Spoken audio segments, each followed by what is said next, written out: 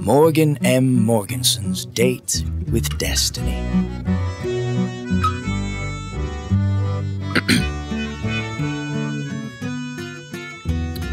Capricitus califrag Morgan M. Morganson stood in the long room of his four walls, narcissing himself in the double glass. He horizontalized his neck bow and let a long stream of air out of his face hole. He was ready to lothariate, or at least ready as he'd ever be. The eat room was all a shadow with the tiny flames of wax sticks. Our man Morgan unstood onto a person holder and waited as the time teller ticked and talked on. Tardily, the saxifragus personette swavered through the wall hole.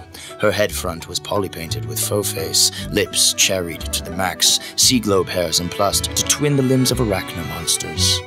Morgan lip-lifted, twittery at the personette. He re-stood and presented her with a person holder, upon which she speedily settled her back cushions. "Merry pre-night," tittered Morgan. "You look verily procreational." "Why, thank you, Triple M, as do you. Soaped and suited, you are quite the sea treat." Morgan pinkified as the food bringer apparated. Penguin-dressed, the gent was simply seeable as a scog, his down-looking head front formed as if he ever had a face-hole full of sour yellows. The eat-room paid slave person pawed a duo of eat lists to Morgan and the personette, then disapparated.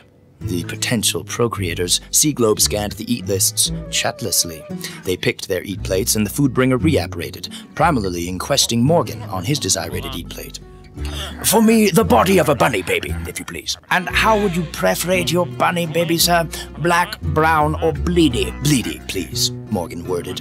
He lip-lifted at the food bringer and then targeted his sea globes at the personette. He was shook to see her sea globes dripping a little salt liquid. "And for you, personette?" Blub hiding, she unquested, "The herbivorous option for me." Morgan spit-swallowed and loosed the top flaps of his chest coverer. The food bringer held in a snorkel flilt and worded, "And for wet? For liquid, we will have the juice of old red grapes, please, very old." Morgan speedily shut a solo sea globe at the food bringer. The food penguin boomeranged the gesture, then disapparated with a smize. After another chatless word gap, the eats apparated. The food penguin citruously unhid Morgan's eat plate. On it, unlived, the corpse of a bunny baby. Its manicular rabbit ears as yet unremoved, its olfactory organ buttonish and ever cute. The personette yurched loudly, a puddle of pre-puke ascending into her face hole as the eat-ready fluff pet met her sea globes. The personette's eats were a plate forest, a feast of foliage, a fleshless food pile. Morgan gaishly subservieted the bereaved bunny, and post-seated to chomp the accessible greenery duetting it. The personette, lip-lifted, amorated by Morgan's sacrificious herbivorosity. Post-bunny boycott, the word gaps filled fastly. The personette flirtated lavishiously, tilted Morganwards, displaying her front cushions bashlessly. Morgan was full-hard butterflated by this flourishous femalian. Haberdashed and hornified, he tittered as she toe-tangled with him sub-table.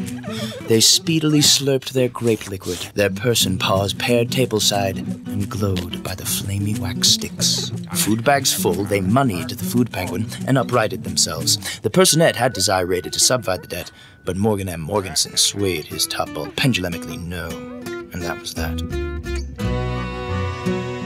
Out in the no-walls, the duet locked sea globes, top bulb deep in procreational emotation. The personette touched her bottom lip with her top chompers and tilted Morganwards once more. Morgan, pinkified, shut his sea globe covers and vicinitated his top bulb to the personette's face hole. An ultimated tilt Morganwards, and the pair were lip-locked. Morgan M. Morganson almost love-splurted with butterflation as the flourishous femalian tongue tangled with him. And through the hard clear of the eat room, the formerly falsituous food penguin lifted his citrus lips at the passion-paired persons. How could a humanian fail to be emotated by such a celebracious encoupling? And that moon up, when Morgan M. Morganson horizontalized himself on his sleep platform. For once, it was not a lonely.